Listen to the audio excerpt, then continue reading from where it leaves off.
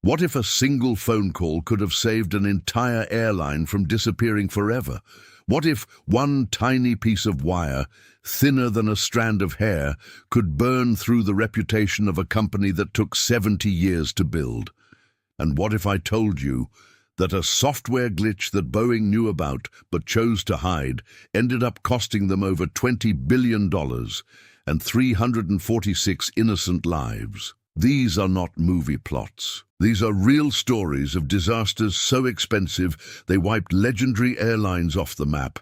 And by the end of this video, you will never look at the airline industry the same way again. Let me start with a name that once meant everything in aviation. Pan Am. Pan American World Airways was not just an airline, it was a symbol of American ambition, luxury, and global reach. Hollywood stars flew Pan Am. Presidents flew Pan Am. The blue globe logo was recognized in almost every country on Earth. But on December 21st, 1988, everything changed. Pan Am Flight 103, a Boeing 747 nicknamed Clipper Maid of the Seas, was flying from London to New York when a bomb hidden inside a radio cassette player detonated in the cargo hold.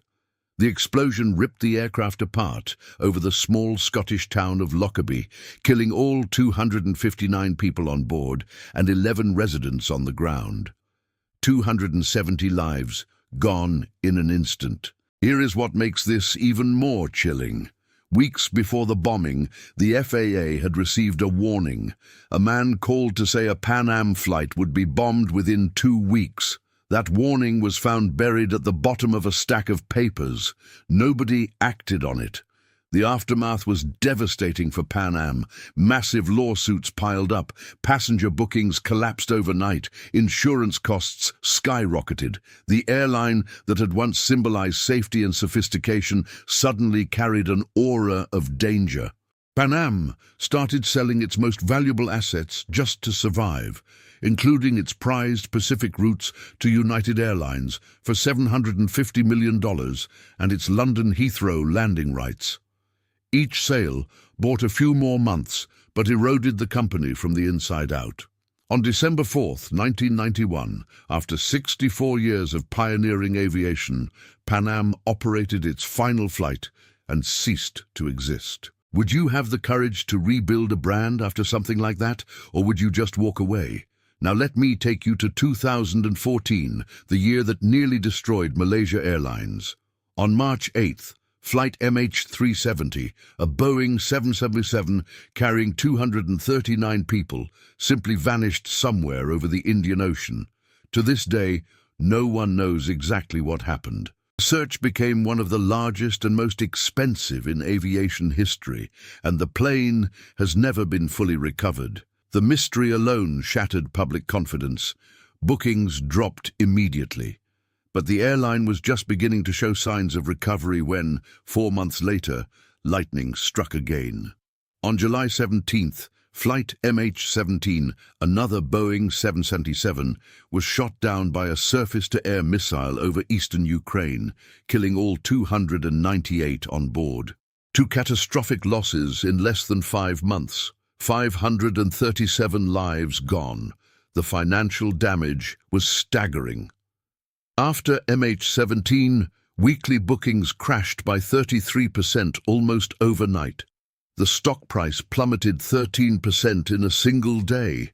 The airline was already losing around $1.6 million per day before the disasters. By August, Malaysia's sovereign wealth fund stepped in to fully nationalize the airline, buying out minority shareholders at a fraction of the original share value.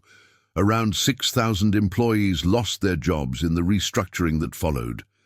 The airline that had been a proud symbol of Malaysia's rapid industrialization was brought to its knees by 2 tragedies that no company on Earth could have prepared for.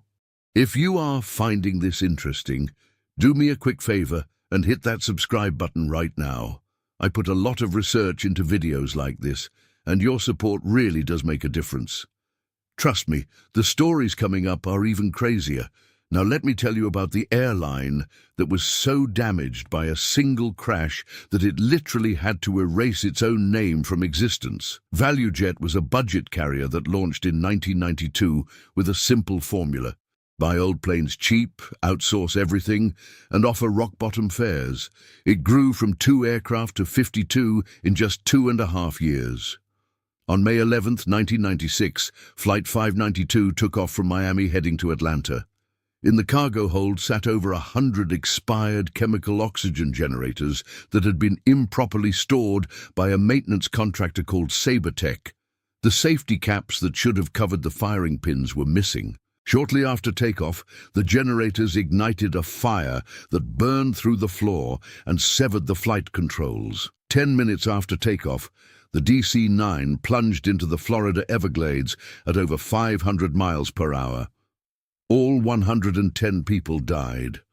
The swamp swallowed the wreckage so completely that recovery teams battling alligators, snakes, and waist-deep mud could barely recover fragments.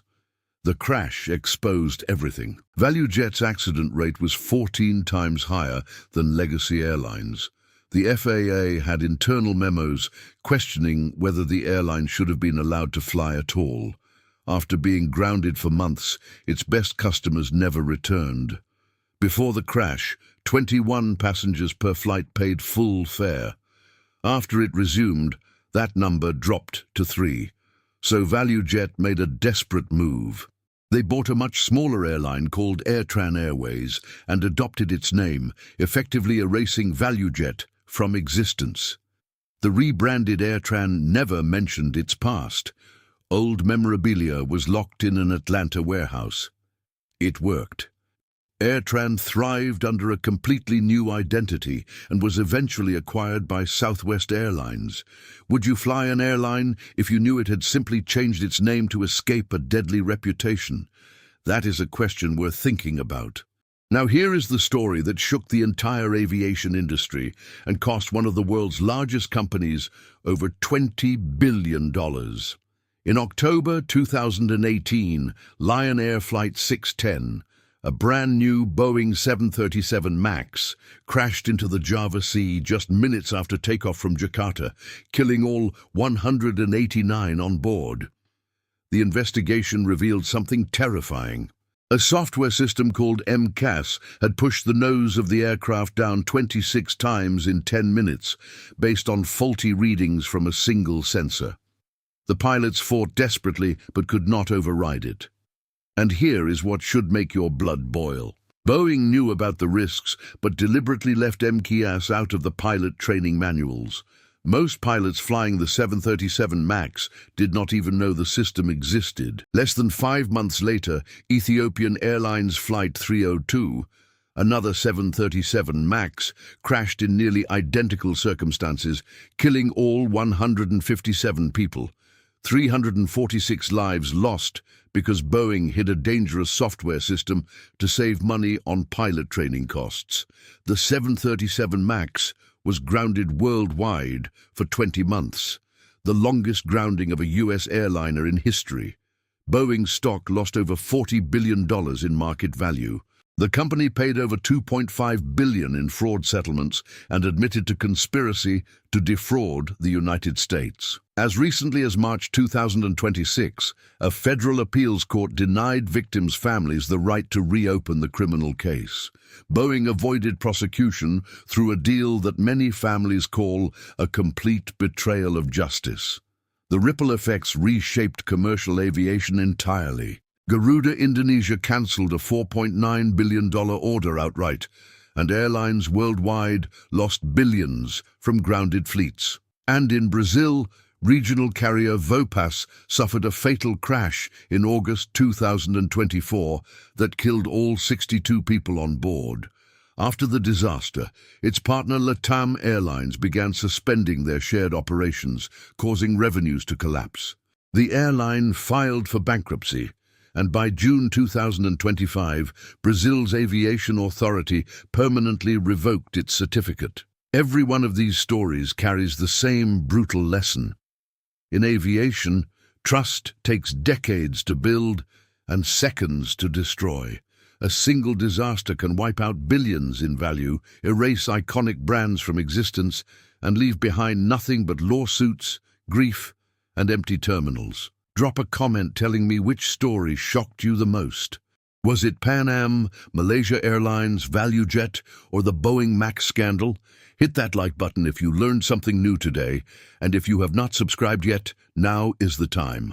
I will see you in the next one.